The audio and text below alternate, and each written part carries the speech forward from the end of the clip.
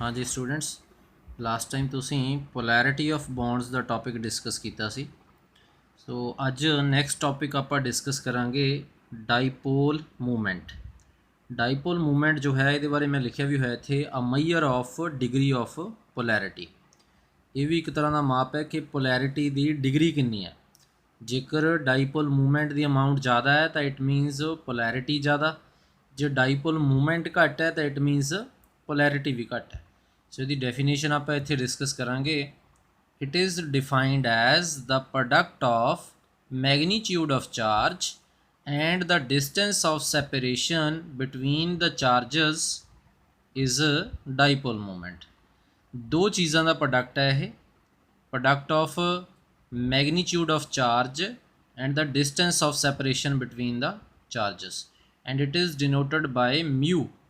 Greek letter ਇੱਕ ਇਹ ਯੂਨਾਨੀ ਭਾਸ਼ਾ ਦਾ ਸ਼ਬਦ ਹੈ ਮਿਊ, ਆ ਸਿੰਬਲ ਹੈ ਇਹਦਾ ਤੇ ਬੋਲਦੇ ਇਹਨੂੰ mu, mu. So mu is equal to Q into D, ਮਤਲਬ ਇਹ ਦੋ ਚੀਜ਼ਾਂ ਦਾ ਪ੍ਰੋਡਕਟ ਹੈ ਸਾਡੇ ਕੋਲ। ਚਾਰਜ ਕਿੰਨਾ ਹੈ, ਐਲੀਮੈਂਟਸ ਜਿਹੜੇ ਹੈ ਆਪਸ 'ਚ ਕੰਬਾਈਨ ਹੋਏ ਹੋਏ ਉਹਨਾਂ ਦੇ ਉੱਤੇ, ਤੇ ਡਿਸਟੈਂਸ ਆਫ ਸੈਪਰੇਸ਼ਨ ਕਿੰਨਾ ਹੈ ਉਸ ਚਾਰਜ ਦੇ ਵਿੱਚ। ਸੋ ਇਹਨਾਂ ਦੋਨਾਂ ਦਾ ਜੋ ਅਮਾਊਂਟ ਹੈ ਉਸ ਨੂੰ ਮਿਊ ਦਾ ਨਾਮ ਦਿੱਤਾ ਜਾਂਦਾ, ਜਿਹਨੂੰ ਡਾਈਪੋਲ ਮੂਵਮੈਂਟ ਕਹਿ ਦਿੰਦੇ ਆਪਾਂ। ਲਿਖਿਆ ਵੀ ਹੋਇਆ where Q is the charge and D is the distance of separation. So ਪਹਿਲਾਂ ਵੀ ਤੁਹਾਨੂੰ ਦੱਸਿਆ ਕਿ ਜਿੰਨੀ ਡਾਈਪੋਲ ਮੂਵਮੈਂਟ ਜ਼ਿਆਦਾ ਉਨੀ ਪੋਲੈਰਿਟੀ ਜ਼ਿਆਦਾ। ਜੇ ਡਾਈਪੋਲ ਮੂਵਮੈਂਟ ਘੱਟ ਹੈ ਤਾਂ ਇਟ ਮੀਨਸ ਪੋਲੈਰਿਟੀ ਵੀ ਘੱਟ ਹੁੰਦੀ ਹੈ। ਸੋ ਡਾਈਪੋਲ ਮੂਵਮੈਂਟ ਕੈਲਕੂਲੇਟ ਵੀ ਕਰਨੀ ਆਉਂਦੀ ਹੈ ਸਾਨੂੰ, ਇਸ 'ਤੇ ਬੇਸਡ ਕੁਐਸਚਨ ਵੀ ਕਈ ਵਾਰੀ ਆ ਜਾਂਦੇ ਆ। ਸੋ ਅੱਗੇ ਜਾ ਕੇ ਤੁਸੀਂ ਇਹ ਟੌਪਿਕ ਡਿਸਕਸ ਵੀ ਕਰਨਾ ਹੈ। ਡਾਈਪੋਲ ਮੂਵਮੈਂਟ 'ਤੇ ਬੇਸਡ ਡਿਫਰੈਂਟ ਸਬਸਟੈਂਸਸ ਜਿਹੜੀਆਂ ਨੇ ਉਹਨਾਂ ਦੀ ਰਿਐਕਟੀਵਿਟੀ ਵੀ ਦੇਖੀ ਜਾਂਦੀ ਹੈ, ਉਹ ਅੱਗੇ ਜਾ ਕੇ ਟੌਪਿਕ ਆਉਂਦਾ ਤੁਹਾਨੂੰ। ਅਤੇ ਇਸ ਤੋਂ ਬਾਅਦ ਨੈਕਸਟ ਟੌਪਿਕ ਆਪਾਂ ਡਿਸਕਸ ਕਰਾਂਗੇ ਜਿਓਮੈਟਰੀ ਔਰ ਸ਼ੇਪਸ ਆਫ ਮੋਲੀਕਿਊਲਸ, ਕਿਉਂਕਿ ਇਸ ਚੈਪਟਰ ਦਾ ਵੀ ਨਾਮ ਤੁਸੀਂ ਪੜ੍ਹਿਆ ਹੈ chemical bonding and molecular structure, ਕਿ ਕੈਮੀਕਲ ਬੌਂਡ ਜਿਹੜੇ ਆ ਉਹ ਕਿਹੋ ਜਿਹੇ ਹੁੰਦੇ ਆ, ਅਤੇ ਮੋਲੀਕਿਊਲਰ ਸਟਰਕਚਰ ਜਿਹੜੀ ਹੈ ਤੁਹਾਨੂੰ ਮੈਂ ਦੱਸਿਆ ਸੀ ਕਿ ਡਿਫਰੈਂਟ ਮੋਲੀਕਿਊਲਸ ਦੀਆਂ ਸਟਰਕਚਰਸ ਆਪਾਂ ਇੱਥੇ ਡਿਸਕਸ ਕਰਨੀਆਂ ਨੇ। ਸੋ ਸਟਰਕਚਰਸ ਡਿਸਕਸ ਕਰਨ ਦੇ ਲਈ ਇੱਕ ਥਿਊਰੀ ਹੈ ਜਿਹੜੀ ਉਹ ਵੀ ਸਾਨੂੰ ਇੱਥੇ ਦਿੱਤੀ ਹੋਈ ਆ, ਉਹ ਵੀ ਆਪਾਂ ਡਿਸਕਸ ਕਰਾਂਗੇ। ਬਟ ਉਸ ਤੋਂ ਪਹਿਲਾਂ ਇਹ ਜਿਓਮੈਟਰੀ ਜਾਂ ਸ਼ੇਪ ਕਿਹਨੂੰ ਕਹਿ ਦਿੰਦੇ ਆਪਾਂ, ਇਹ ਡਿਸਕਸ ਕਰਾਂਗੇ ਇੱਥੇ। The definite relative arrangement of the bonded atoms in a molecule is known as geometry or shape of molecules। Different atoms ਜਿਨ੍ਹਾਂ ਨੇ ਆਪਸ 'ਚ ਕਹਿੰਦੇ ਬੌਂਡ ਬਣਾਏ ਹੁੰਦੇ ਆ, ਚਾਹੇ ਉਹ ਕੋਵੈਲੈਂਟ ਬੌਂਡ ਹੋਣ ਚਾਹੇ ਉਹ ਆਇਨਿਕ ਬੌਂਡ ਹੋਣ, ਤਾਂ ਉਹਨਾਂ ਦੇ ਵਿੱਚ ਐਟਮਸ ਜਿਹੜੇ ਆ ਉਹਨਾਂ ਦਾ ਇੱਕ ਡੈਫੀਨੇਟ ਅਰੇਂਜਮੈਂਟ, ਕਿ ਕਿਵੇਂ ਆਪਸ 'ਚ ਅਰੇਂਜ ਹੋਏ ਆ, ਉਹ ਕਿੰਨਾ ਬੌਂਡ ਐਂਗਲ ਹੈ ਉਹਨਾਂ ਦੇ ਵਿਚਕਾਰ, ਜਾਂ ਕਿੰਨੀ ਬੌਂਡ ਲੈਂਥ ਹੈ, ਜਾਂ ਬੌਂਡ ਆਰਡਰ ਕਿੰਨਾ ਉਹਨਾਂ ਦੇ ਵਿਚਕਾਰ। ਸੋ ਉਹ ਜਦੋਂ ਆਪਣੇ ਇੱਕ ਡੈਫੀਨੇਟ ਅਰੇਂਜਮੈਂਟ ਦੇ ਵਿੱਚ ਇੱਕ ਦੂਜੇ ਦੇ ਨਾਲ ਅਟੈਚ ਹੋ ਜਾਂਦੇ ਆ ਤਾਂ ਉਸ ਨੂੰ ਉਸ ਦੀ ਜਿਓਮੈਟਰੀ ਜਾਂ ਫਿਰ ਉਸ ਮੋਲੀਕਿਊਲ ਦੀ ਸ਼ੇਪ ਦਾ ਨਾਮ ਦਿੱਤਾ ਜਾਂਦਾ। ਸੋ ਇਹਦੇ ਲਈ ਸਾਇੰਟਿਸਟ ਹੋਏ ਆ ਕੁਝ ਜਿਨ੍ਹਾਂ ਨੇ ਇਹ ਸ਼ੇਪਸ ਦੇ ਬਾਰੇ ਇੱਥੇ ਸਾਨੂੰ ਥਿਊਰੀਜ਼ ਦਿੱਤੀਆਂ ਸੀ। ਸੋ ਉਹਨਾਂ ਦੇ ਬਾਰੇ ਇੱਥੇ ਥੋੜ੍ਹੀ ਜਿਹੀ ਹਿਸਟਰੀ ਜੋ ਹੈ ਦੱਸੀ ਗਈ ਹੈ।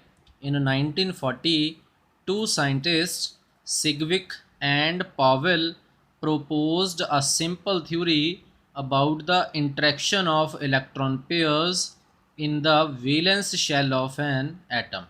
1940 ਦੇ ਵਿੱਚ ਕਹਿੰਦੇ ਦੋ ਸਾਇੰਟਿਸਟ ਹੋਏ, ਇੱਕ ਸਿਗਵਿਕ ਅਤੇ ਇੱਕ ਪੋਵੈਲ। ਉਹਨਾਂ ਨੇ ਇੱਕ ਬਹੁਤ ਸਿੰਪਲ ਜੀ ਥਿਊਰੀ ਦਿੱਤੀ ਕਿ ਜਿਹੜੇ ਐਟਮ ਦੇ ਆਊਟਰਮੋਸਟ ਸ਼ੈਲ ਦੇ ਵਿੱਚ ਜਿਹੜੇ ਇਲੈਕਟ੍ਰੋਨ ਪੇਅਰਸ ਹੁੰਦੇ ਨੇ ਉਹਨਾਂ ਦੀ ਆਪਸ ਦੇ ਵਿੱਚ ਇੰਟਰੈਕਸ਼ਨ ਕਿਹੋ ਜਿਹੀ ਹੁੰਦੀ ਹੈ। But this theory was further refined by ਨਾਈਹੋਮ ਐਂਡ ਗਿਲਸਪੀ ਇਨ 1957।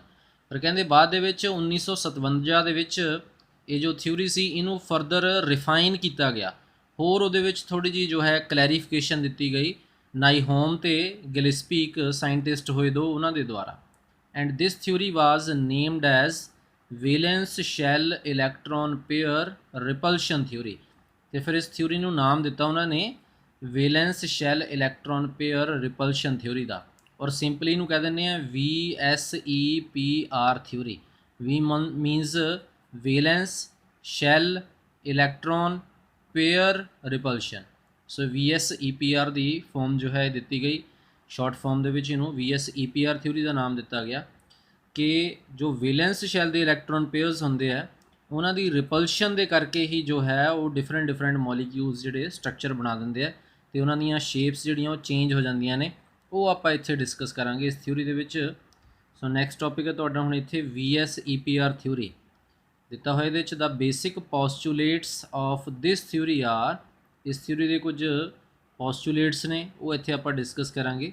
ਸਭ ਤੋਂ ਪਹਿਲਾ ਪੋਸਟੂਲੇਟ ਹੈ the shape of a molecule depends upon the number of valence shell electron pairs around the central atom। ਸੋ ਸਭ ਤੋਂ ਪਹਿਲਾ ਪੋਸਟੂਲੇਟ ਇਹੀ ਹੈ ਕਿ ਕਿਸੇ ਵੀ ਮੋਲੀਕਿਊਲ ਦੀ ਜਿਹੜੀ ਸ਼ੇਪ ਹੈ ਉਹ ਇਸ ਚੀਜ਼ ਤੇ ਡਿਪੈਂਡ ਕਰਦੀ ਹੈ ਕਿ ਉਸ ਮੋਲੀਕਿਊਲ ਨੂੰ ਬਣਾਉਣ ਵਾਲੇ ਜਿਹੜੇ ਐਟਮਸ ਨੇ ਉਹਨਾਂ ਦੇ ਆਊਟਰਮੋਸਟ ਸ਼ੈਲ ਦੇ ਵਿੱਚ, ਵੇਲੈਂਸ ਸ਼ੈਲ ਹੁੰਦਾ ਆਊਟਰਮੋਸਟ ਸ਼ੈਲ, ਉਹਨਾਂ ਦੇ ਆਊਟਰਮੋਸਟ ਸ਼ੈਲ ਦੇ ਵਿੱਚ ਕਿੰਨੇ ਨੰਬਰ ਆਫ ਇਲੈਕਟ੍ਰੋਨ ਪੇਅਰਸ ਜਿਹੜੇ ਆ ਉਹ ਪ੍ਰੈਜ਼ੈਂਟ ਨੇ। ਸੋ ਉਸ ਚੀਜ਼ ਤੇ ਕਿਸੇ ਵੀ ਮੋਲੀਕਿਊਲ ਦੀ ਸ਼ੇਪ ਡਿਪੈਂਡ ਕਰਦੀ ਹੈ। ਸੋ ਇਹ ਹੈ ਇਹਦਾ ਫਸਟ ਪੋਸਟੂਲੇਟ VSEPR ਥਿਊਰੀ ਦਾ। ਤੇ ਇਸ ਤੋਂ ਬਾਅਦ ਨੈਕਸਟ ਪੋਸਟੂਲੇਟ ਇੱਥੇ ਆਪਾਂ ਡਿਸਕਸ ਕਰਾਂਗੇ, ਸੈਕਿੰਡ ਹੈ electron pairs in the valence shell tend TEND ਇੱਥੇ tend to repel each other because their electron clouds are negatively charged. ਕਹਿੰਦੇ ਜਿਹੜੇ ਵੇਲੈਂਸ ਸ਼ੈਲ ਦੇ ਵਿੱਚ, ਮਤਲਬ ਆਊਟਰਮੋਸਟ ਸ਼ੈਲ ਦੇ ਵਿੱਚ ਜਿਹੜੇ ਇਲੈਕਟ੍ਰੋਨ ਪੇਅਰਸ ਹੁੰਦੇ ਆ, ਕਿਸੇ ਵੀ ਐਟਮ ਦੇ ਆਊਟਰਮੋਸਟ ਸ਼ੈਲ ਦੇ ਵਿੱਚ ਇਲੈਕਟ੍ਰੋਨ ਪੇਅਰਸ ਉਹ ਇੱਕ ਦੂਜੇ ਨੂੰ ਰਿਪੈਲ ਕਰਨਾ ਚਾਹੁੰਦੇ ਆ। ਟੈਂਡ ਦਾ ਮਤਲਬ ਹੁੰਦਾ ਚਾਹੁੰਦੇ ਆ, ਉਹ ਇੱਕ ਦੂਜੇ ਨੂੰ ਰਿਪੈਲ ਕਰਨਾ ਚਾਹੁੰਦੇ ਆ। ਕਿਉਂ? ਕਿਉਂਕਿ ਜਿਹੜੇ ਉਹਨਾਂ ਦੇ ਇਲੈਕਟ੍ਰੋਨ ਕਲਾਊਡਸ ਹੁੰਦੇ ਆ, ਮਤਲਬ ਜਿਹੜੇ ਇਲੈਕਟ੍ਰੋਨਸ ਹੁੰਦੇ ਆ ਉਹਨਾਂ ਦੇ ਉੱਤੇ ਕਹਿੰਦੇ ਨੈਗੇਟਿਵ ਚਾਰਜ ਹੁੰਦਾ। ਹੁਣ ਇੱਕ ਇਲੈਕਟ੍ਰੋਨ ਦੇ ਉੱਤੇ ਵੀ ਨੈਗੇਟਿਵ ਚਾਰਜ, ਦੂਜੇ ਇਲੈਕਟ੍ਰੋਨ ਦੇ ਉੱਤੇ ਵੀ ਨੈਗੇਟਿਵ ਚਾਰਜ, ਤੇ ਦੋਨਾਂ ਨੇ ਮਿਲ ਕੇ ਪੇਅਰ ਬਣਾਇਆ ਹੋਇਆ। ਸੋ ਸਾਨੂੰ ਪਤਾ ਹੈ ਕਿ ਸੇਮ ਚਾਰਜਸ ਜਿਹੜੇ ਇੱਕ ਦੂਜੇ ਨੂੰ ਰਿਪੈਲ ਕਰਦੇ ਆ। ਸੋ ਇਸ ਕਰਕੇ ਇਹਨਾਂ ਇਲੈਕਟ੍ਰੋਨ ਪੇਅਰਸ ਦੇ ਵਿਚਕਾਰ ਆਪਸ 'ਚ ਰਿਪਲਸ਼ਨ ਹੁੰਦੀ ਹੈ। The electron pairs tend to occupy that position the position in space that minimize repulsion। ਕਹਿੰਦੇ ਉਹ ਇਲੈਕਟ੍ਰੋਨ ਪੇਅਰ ਫਿਰ ਜਿਹੜੇ ਹੈ ਆਊਟਰਮੋਸਟ ਸ਼ੈਲ ਦੇ ਜਿਹੜੇ ਇਲੈਕਟ੍ਰੋਨ ਪੇਅਰਸ ਨੇ ਉਹ ਸਪੇਸ ਦੇ ਵਿੱਚ ਇਹੋ ਜਿਹੀ ਪੋਜੀਸ਼ਨ ਆਕੂਪਾਈ ਕਰਨਾ ਚਾਹੁੰਦੇ ਆ ਜਿੱਥੇ ਫਿਰ ਉਹਨਾਂ ਦੀਆਂ ਰਿਪਲਸ਼ਨਸ ਜਿਹੜੀਆਂ ਨੇ ਉਹ ਮਿਨੀਮਾਈਜ਼ ਹੋ ਜਾਣ, ਕਿ ਫਿਰ ਉਹ ਜਿਹੜੇ ਇਲੈਕਟ੍ਰੋਨ ਪੇਅਰਸ ਨੇ ਇੱਕ ਦੂਜੇ ਤੋਂ ਦੂਰ ਦੂਰ ਜਾਣ ਦੀ ਕੋਸ਼ਿਸ਼ ਕਰਦੇ ਆ ਤੇ ਉਨੀ ਦੂਰ ਚਲੇ ਜਾਂਦੇ ਆ ਤਾਂ ਜੋ ਫਿਰ ਜਿਹੜੀਆਂ ਰਿਪਲਸ਼ਨਸ ਨੇ ਉਹਨਾਂ ਦੇ ਵਿਚਕਾਰ ਉਹ ਮਿਨੀਮਾਈਜ਼ ਹੋ ਜਾਣ। ਇਹ ਆਪਾਂ ਜਦੋਂ ਸ਼ੇਪਸ ਪੜ੍ਹਨੀਆਂ ਨੇ ਤਾਂ ਉਦੋਂ ਇਹ ਸਾਰੇ ਜਿਹੜੇ ਪੋਸਟੂਲੇਟ ਹੈ ਤੁਹਾਨੂੰ ਸਮਝ ਲੱਗਣੇ ਆ ਕਿ ਹਾਂ ਕਿਸ ਤਰ੍ਹਾਂ ਫਿਰ ਜਿਹੜੇ ਇਲੈਕਟ੍ਰੋਨ ਪੇਅਰਸ ਇੱਕ ਦੂਜੇ ਤੋਂ ਦੂਰ ਜਾਂਦੇ ਆ। Next, the valence shell is taken as sphere with the electron pairs. ਕਹਿੰਦੇ ਜਿਹੜਾ ਵੇਲੈਂਸ ਸ਼ੈਲ ਹੈ ਉਹਨੂੰ ਇੱਕ ਸਫੀਅਰ ਦੀ ਤਰ੍ਹਾਂ ਕੰਸੀਡਰ ਕੀਤਾ ਜਾਂਦਾ ਹੈ। ਵੇਲੈਂਸ ਸ਼ੈਲ ਮਤਲਬ ਆਊਟਰਮੋਸਟ ਸ਼ੈਲ ਜਿਹੜਾ ਹੈ ਉਹਨੂੰ ਇੱਕ ਸਫੀਅਰ ਦੀ ਤਰ੍ਹਾਂ ਕੰਸੀਡਰ ਕਰਦੇ ਆ। ਇਹ ਤੁਹਾਨੂੰ ਇੱਥੇ ਮੈਂ ਇੱਕ ਸ਼ੇਪ ਬਣੀ ਹੋਈ ਹੈ ਮੋਲੀਕਿਊਲ ਦੀ, ਉਹਦੇ ਵਿੱਚ ਤੁਹਾਨੂੰ ਮੈਂ ਦੱਸਦਾ ਕਿ ਕਿਵੇਂ ਸਫੀਅਰ ਦੀ ਤਰ੍ਹਾਂ, ਜਿਵੇਂ ਆਹ ਸਾਡੇ ਕੋਲ ਮੋਲੀਕਿਊਲ ਹੈ ਇੱਕ BF3, ਸੈਂਟਰਲ ਐਟਮ ਬੋਰੋਨ ਹੈ ਇਹਦੇ ਵਿੱਚ। ਸੋ 3 ਫਲੋਰੀਨ ਜਿਹੜੇ ਐਟਮਸ ਨੇ ਉਹਦੇ ਸਰਾਊਂਡਡ ਅਟੈਚ ਹੋਏ ਹੋਏ ਇੱਥੇ। ਸੋ ਇੱਥੇ ਇਹ ਸ਼ੇਪ ਪਹਿਲਾਂ ਤੋਂ ਇੱਥੇ ਬਣਾ ਕੇ ਦੱਸੀ ਹੋਈ ਹੈ। BF3 ਮੋਲੀਕਿਊਲ ਵੈਸੇ ਜੇਕਰ ਇਹਦੀ ਆਪਾਂ ਇੱਥੇ ਲੂਇਸ ਸਟਰਕਚਰ ਇੱਕ ਬਣਾਈ ਹੋਈ ਹੈ ਇੱਥੇ। ਆ ਬੋਰੋਨ ਹੈ, ਬੋਰੋਨ ਦੀ ਆਊਟਰ ਇਲੈਕਟ੍ਰੋਨਿਕ ਕਨਫੀਗਰੇਸ਼ਨ ਵੀ ਲਿਖੀ ਹੋਈ ਹੈ 2s2 2p1, ਮਤਲਬ ਆਊਟਰਮੋਸਟ ਸ਼ੈਲ 'ਚ 3 ਇਲੈਕਟ੍ਰੋਨ। ਆ ਬੋਰੋਨ ਹੈ, ਇੱਕ ਆ ਇਲੈਕਟ੍ਰੋਨ ਹੈ, ਦੂਜਾ ਇਹ ਹੈ ਇਹਦਾ, ਤੀਜਾ ਇਹ ਹੈ। 3 ਬੋਰੋਨ ਦੇ ਤੇ 3 ਫਲੋਰੀਨ ਹੈ। ਇੱਕ ਫਲੋਰੀਨ ਨੇ ਆਪਣਾ ਇੱਕ ਇਲੈਕਟ੍ਰੋਨ ਇਹਦੇ ਨਾਲ ਸ਼ੇਅਰ ਕੀਤਾ ਹੋਇਆ। ਹੁਣ ਇੱਥੇ ਤਾਂ ਜੇਕਰ ਲੂਇਸ ਸਟਰਕਚਰ ਦੇ ਵਿੱਚ ਦੇਖੀਏ ਤਾਂ ਇੱਕ ਫਲੋਰੀਨ ਇੱਧਰ ਹੈ, ਇੱਕ ਇੱਧਰ ਹੈ, ਇੱਕ ਇਸ ਪਾਸੇ ਹੈ। ਬਟ ਜਦੋਂ ਇਹ ਇਲੈਕਟ੍ਰੋਨ ਪੇਅਰਸ ਜਿਹੜੇ ਆ, ਜਿਵੇਂ ਤੁਸੀਂ ਇਹਦੇ 'ਚ ਪੋਸਟੂਲੇਟ ਪੜ੍ਹਿਆ ਥਰਡ, ਕਿ ਜਿਹੜੇ ਇਲੈਕਟ੍ਰੋਨ ਪੇਅਰਸ ਹੈ ਉਹ ਸਪੇਸ ਦੇ ਵਿੱਚ ਇਹੋ ਜਿਹੀ ਪੋਜੀਸ਼ਨ ਆਕੂਪਾਈ ਕਰਨਾ ਚਾਹੁੰਦੇ ਆ ਤਾਂ ਜੋ ਉਹਨਾਂ ਦੀਆਂ ਰਿਪਲਸ਼ਨਸ ਮਿਨੀਮਾਈਜ਼ ਹੋ ਜਾਣ। ਸੋ ਇਹ ਨਹੀਂ ਹੈ ਕਿ 2 ਡਾਇਮੈਂਸ਼ਨਲੀ ਇੱਥੇ ਸ਼ੋ ਕੀਤਾ ਹੋਇਆ, ਇਹ 3 ਡਾਇਮੈਂਸ਼ਨਲੀ ਇੱਕ ਸਫੈਰੀਕਲ ਸ਼ੇਪ ਹੈ ਇਹਦੀ ਮੋਲੀਕਿਊਲ ਦੀ, ਮਤਲਬ ਪੂਰੇ ਇੱਕ ਸਫੀਅਰ ਦੀ ਤਰ੍ਹਾਂ, ਜਿਵੇਂ ਗੋਲਾਕਾਰ ਸਬਸਟੈਂਸ ਹੁੰਦੀ ਹੈ ਸਾਡੇ ਕੋਲ। ਸੋ ਉਹਦੇ ਵਿੱਚ ਆ ਫਿਰ ਫਲੋਰੀਨ ਐਟਮਸ ਜਿਹੜੇ ਇਸ ਤਰ੍ਹਾਂ 120 ਡਿਗਰੀ ਐਂਗਲ 'ਤੇ, ਇੱਥੇ ਬੇਸ਼ੱਕ 120 ਡਿਗਰੀ ਐਂਗਲ ਪੂਰਾ ਪ੍ਰੋਪਰ ਨਹੀਂ ਦਿਖ ਰਿਹਾ ਤੁਹਾਨੂੰ ਕਿਉਂਕਿ 2 ਡਾਇਮੈਂਸ਼ਨਲ ਪਿਕਚਰ ਬਣੀ ਹੋਈ ਹੈ। ਸੋ ਇਹ ਸਪੇਸ ਦੇ ਵਿੱਚ ਫਿਰ ਸਫੈਰੀਕਲ ਸ਼ੇਪ ਇਹਨਾਂ ਨੇ ਅਟੇਨ ਕੀਤੀ ਹੁੰਦੀ ਹੈ ਕਿ ਸੈਂਟਰ 'ਚ ਬੋਰੋਨ ਹੈ, ਜਿਵੇਂ ਇੱਕ ਬਾਲ ਹੁੰਦੀ ਹੈ ਕਿ ਬਾਲ ਦੇ ਸੈਂਟਰ 'ਚ ਬੋਰੋਨ ਹੈ, ਇੱਕ ਕਾਰਨਰ ਦੇ ਉੱਤੇ ਇੱਕ ਪਾਸੇ ਫਲੋਰੀਨ, ਦੂਜੇ ਪਾਸੇ ਫਲੋਰੀਨ, ਤੀਜੇ ਪਾਸੇ ਇੱਧਰ ਫਲੋਰੀਨ, 120 ਡਿਗਰੀ ਐਂਗਲ 'ਤੇ ਇਸ ਤਰ੍ਹਾਂ ਸਫੈਰੀਕਲ ਸ਼ੇਪ ਦੇ ਵਿੱਚ। ਸੋ ਇਸ ਤਰ੍ਹਾਂ ਇੱਕ ਜੋ ਕਹਿੰਦੇ ਵੇਲੈਂਸ ਸ਼ੈਲ ਹੈ ਉਹ ਇੱਕ ਸਫੀਅਰ ਦੀ ਤਰ੍ਹਾਂ ਜਿਹੜਾ ਹੈ ਉਹ ਲਿਆ ਜਾਂਦਾ ਹੈ ਇਲੈਕਟ੍ਰੋਨ ਪੇਅਰਸ ਦੇ ਨਾਲ। ਸੋ ਇਸ ਤਰ੍ਹਾਂ ਇਹ ਸ਼ੇਪਸ ਜਿਹੜੀਆਂ ਨੇ ਤੁਸੀਂ ਅੱਗੇ ਜਾ ਕੇ ਡਿਸਕਸ ਕਰਨੀਆਂ। ਸੋ 4th ਪੋਸਟੂਲੇਟ ਹੋ ਗਿਆ। ਨੈਕਸਟ ਹੈ 5th, the electron pairs in multiple bonds are treated as a single unit like a single electron pair। ਕਹਿੰਦੇ ਕਿਸੇ ਵੀ ਸੈਂਟਰਲ ਐਟਮ ਦੇ ਸਰਾਊਂਡਡ ਬੇਸ਼ੱਕ ਜਿਹੜੇ ਐਟਮਸ ਨੇ ਉਹ ਡਬਲ ਬੌਂਡ ਦੇ ਨਾਲ ਅਟੈਚ ਹੋਏ ਹੋਏ ਹੋਣ, ਚਾਹੇ ਉਹ ਟ੍ਰਿਪਲ ਬੌਂਡ ਦੇ ਨਾਲ ਅਟੈਚ ਹੋਏ ਹੋਏ ਹੋਣ, ਬਟ ਉਹਨਾਂ ਸਾਰਿਆਂ ਨੂੰ ਇੱਕ ਸਿੰਗਲ ਯੂਨਿਟ ਦੀ ਤਰ੍ਹਾਂ ਹੀ ਟਰੀਟ ਕੀਤਾ ਜਾਂਦਾ ਹੈ ਜਦੋਂ ਆਪਾਂ ਉਹਨਾਂ ਦੀ ਸ਼ੇਪ ਦੱਸਣੀ ਹੋਵੇ। ਇਹਦੇ ਲਈ ਇੱਕ ਐਗਜ਼ਾਮਪਲ ਤੁਹਾਨੂੰ ਮੈਂ ਦੱਸਦਾ। ਇੱਥੇ ਮੋਲੀਕਿਊਲ ਦੀ ਸ਼ੇਪ ਹੈ ਸਾਡੇ ਕੋਲ, ਆਹ ਮੋਲੀਕਿਊਲ ਹੈ ਸਾਡੇ ਕੋਲ ਸਲਫਰ ਡਾਈਆਕਸਾਈਡ। ਇਹਦੇ ਉੱਤੇ ਇੱਕ ਪਹਿਲਾਂ ਤਾਂ ਲੋਨ ਪੇਅਰ ਬਣਾਇਆ ਹੋਇਆ ਆਹ ਲੋਨ ਪੇਅਰ ਹੈ ਇੱਥੇ, ਅਤੇ ਸਲਫਰ ਦੇ ਇੱਕ ਆਕਸੀਜਨ ਦੇ ਨਾਲ ਡਬਲ ਬੌਂਡ ਇੱਧਰ ਹੈ, ਦੂਜੇ ਆਕਸੀਜਨ ਦੇ ਨਾਲ ਡਬਲ ਬੌਂਡ ਇੱਧਰ ਹੈ। ਸੋ ਇਹ ਨੇ ਸਾਡੇ ਕੋਲ ਦੋ ਬੌਂਡ ਜਿਹੜੇ ਬਣੇ ਹੋਏ ਆ, ਬਟ ਇੱਥੇ ਦੋ ਬੌਂਡ ਜਿਹੜੇ ਇਹ ਨਹੀਂ ਕੰਸੀਡਰ ਕਰਨਾ ਕਿ ਟੋਟਲ 5 ਬੌਂਡ ਹੋ ਗਏ ਸਲਫਰ ਦੇ ਸਰਾਊਂਡਡ। 3 ਇਲੈਕਟ੍ਰੋਨ ਪੇਅਰ ਕੰਸੀਡਰ ਕੀਤੇ ਜਾਂਦੇ ਆ ਕਿ ਇੱਕ ਲੋਨ ਪੇਅਰ ਹੈ, ਆਹ ਇੱਕ ਬੌਂਡ ਪੇਅਰ ਅਤੇ ਆਹ ਇੱਕ ਬੌਂਡ ਪੇਅਰ, ਮਤਲਬ ਚਾਹੇ ਡਬਲ ਬੌਂਡ ਹੋਵੇ ਚਾਹੇ ਟ੍ਰਿਪਲ ਹੋਵੇ, ਉਹਨੂੰ ਇੱਕ ਸਿੰਗਲ ਯੂਨਿਟ ਦੀ ਤਰ੍ਹਾਂ ਹੀ ਟਰੀਟ ਕੀਤਾ ਜਾਂਦਾ ਜਦੋਂ ਆਪਾਂ ਇਹਦੀ ਸਟਰਕਚਰ ਦੱਸਣੀ ਹੈ। ਸੋ ਇਹ ਜਿਹੜੀ ਸਟਰਕਚਰ ਹੈ ਇਹਨੂੰ ਬੈਂਟ ਸਟਰਕਚਰ ਦਾ ਨਾਮ ਦਿੱਤਾ ਜਾਂਦਾ ਹੈ। ਬੈਂਟ ਸਟਰਕਚਰ ਕਿ ਸਲਫਰ ਹੈ ਉਹਦੇ ਸਰਾਊਂਡਡ ਇੱਕ ਇਸ ਤਰ੍ਹਾਂ ਆਕਸੀਜਨ, ਇੱਕ ਇਸ ਤਰ੍ਹਾਂ 119.5 ਡਿਗਰੀ ਐਂਗਲ ਦੇ ਉੱਤੇ ਅਟੈਚ ਹੋਏ ਹੋਏ। ਸੋ ਇਹਨਾਂ ਨੂੰ ਸਿੰਗਲ ਯੂਨਿਟ ਦੀ ਤਰ੍ਹਾਂ ਟਰੀਟ ਕੀਤਾ ਜਾਂਦਾ ਹੈ, ਡਬਲ ਬੌਂਡਸ ਹੋਣ ਚਾਹੇ ਟ੍ਰਿਪਲ ਬੌਂਡ ਹੋਣ। ਇਹ ਹੋ ਗਿਆ ਤੁਹਾਡਾ 5th ਪੋਸਟੂਲੇਟ।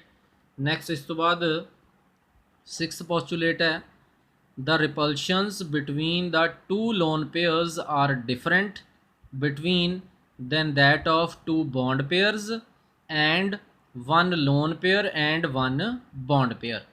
ਕਹਿੰਦੇ ਜਿਹੜੀਆਂ ਰਿਪਲਸ਼ਨਸ ਨੇ ਆਪਸ ਦੇ ਵਿਚਕਾਰ ਵੱਖਰੇ ਵੱਖਰੇ ਜਿਹੜੇ ਇਲੈਕਟ੍ਰੋਨ ਪੇਅਰਸ ਨੇ ਉਹ ਵੱਖਰੀਆਂ ਵੱਖਰੀਆਂ ਹੁੰਦੀਆਂ ਨੇ। ਕਿਵੇਂ? these are given in the following order। ਇਹ ਰਿਪਲਸ਼ਨਸ ਕਹਿੰਦੇ ਇਸ ਆਰਡਰ ਦੇ ਵਿੱਚ ਜਿਹੜੀਆਂ ਹੈ ਕੰਸੀਡਰ ਕੀਤੀਆਂ ਜਾਂਦੀਆਂ, ਮਤਲਬ ਲੋਨ ਪੇਅਰ ਰਿਪਲਸ਼ਨ ਸਭ ਤੋਂ ਜ਼ਿਆਦਾ ਹੁੰਦੀ ਹੈ। ਮਤਲਬ ਇੱਕ ਲੋਨ ਪੇਅਰ ਹੈ, ਦੂਜਾ ਨਾਲ ਉਹਦੇ ਲੋਨ ਪੇਅਰ ਹੋਵੇ ਤਾਂ ਉਹ ਇੱਕ ਦੂਜੇ ਨੂੰ ਬਹੁਤ ਜ਼ਿਆਦਾ ਰਿਪੈਲ ਕਰਨਗੇ, ਉਹ ਰਿਪਲਸ਼ਨਸ ਸਭ ਤੋਂ ਜ਼ਿਆਦਾ।